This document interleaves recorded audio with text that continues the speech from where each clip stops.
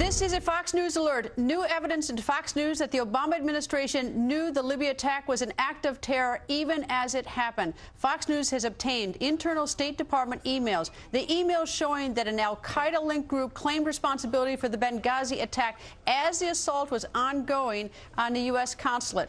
The State Department sent the emails to the White House Situation Room, the Pentagon, the FBI, the National Intelligence Director, and the State Department.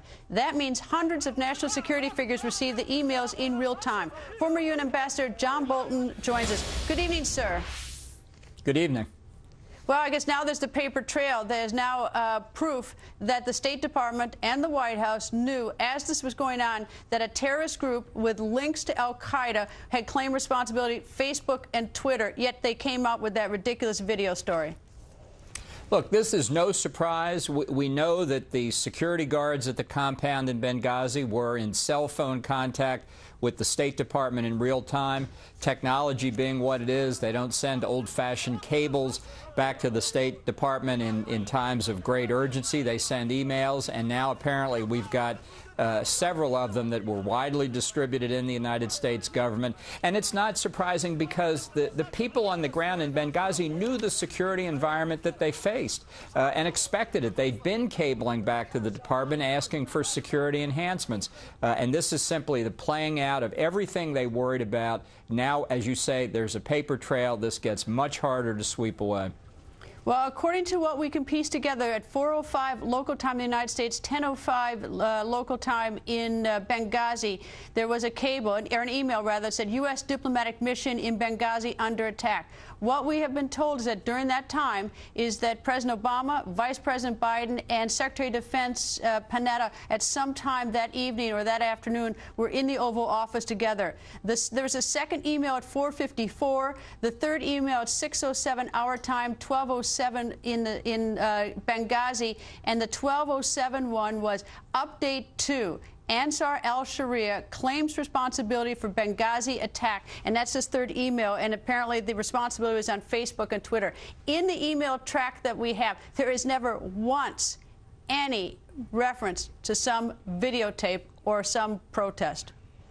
Well, look, it's standard procedure at the State Department for any diplomatic facility around the world. If there's a demonstration outside, you report it back to Washington. It's just good methodology so you can assess the threat level. There were no cables, no emails, no nothing that day about demonstrations outside the consulate. And I think what these emails now show beyond any doubt is that the State Department was fully possessed of the information in real time.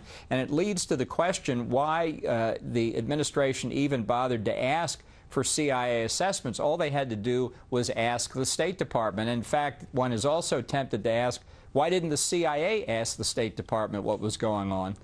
Well, this went to the Situation Room, according to the email address, is what we've been told. It's also, by the way, it says category, yellow category. Do you know what that means by any chance? I don't know what that means, but I tell you one thing I've not understood about the way this played out on September the 11th and the day after is why the entire top levels at the administration weren't on red alert over this. I can't speak for what happens inside the Obama administration, but I tell you, any administration I'd have been in, the president, his top advisors would have been on this immediately, round the clock.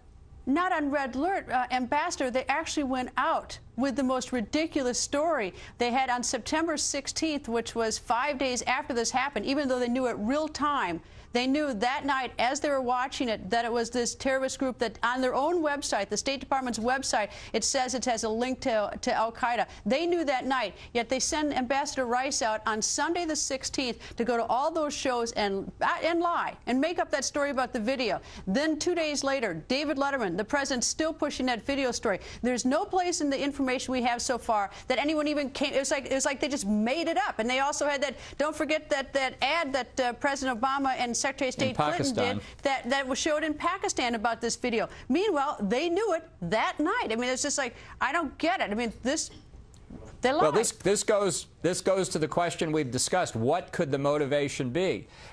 One alternative, obviously, we've considered is the cover-up motive. But I tell you, these emails say to me that if anybody at the White House thought they could cover this story up by referring to the Mohammed video with this documentary evidence in real time, then it wasn't just a cover-up, it was an incredibly stupid cover-up. So I think this may be further proof of the ideology explanation, that there's this screen over consciousness that prevents them from seeing reality when it's put right in front of them. But I could understand saying we don't know, it's uncertain. You know, maybe for national security reasons they don't want the American people to know that this specific group claimed responsibility as was happened, whatever. But it wasn't that they said they didn't know. They actually came up with some other line, one that just makes no sense at all. And I understand that. It's like, it's worse than that.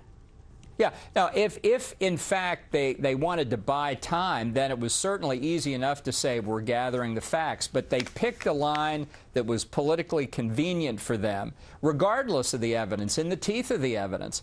And the fact they pursued it up to and including the president speaking to the world at the United Nations General Assembly when there was just precious little to go on, really speaks to me of willful blindness. I don't know psychologically how you can interpret it. Can you interpret it any other way than a lie? Well, if it is, as I say, if it's a cover-up, if it's an intentional deception, how foolish can you be to think that this is not going to come out at some point, to think you can blow past the election? Why would they come up with the video? I mean, they could come up with something else. We're not sure of the group, or it's not something. But why come up with the video? I mean, how could they possibly even... That one's just like a bad lie. Yeah, well, really, I'm probably the person least able to come up with reasons why the Obama administration thinks the way it does. But I believe the ideology explanation is the most powerful, because it also explains why they refused repeated requests for security enhancements for the embassy in Tripoli and the consulate in Benghazi before September the 11th. They just didn't want to acknowledge that al-Qaeda was resurgent in Libya, because it undercut the storyline that the war on terror is over, al-Qaeda's on the run, the Arab Spring has been a success. And that led to the denials of the request for security enhancement. That led to the tragedy in Benghazi, and I think that then led to this ridiculous story that it was caused by some YouTube video. I think the president should address the nation and sort this one out. If there's a reasonable explanation, I think he should tell us. I think we deserve that, and it's owed to us. Anyway, Ambassador, thank you, sir. Thank you. And now to the election. Only 14 days.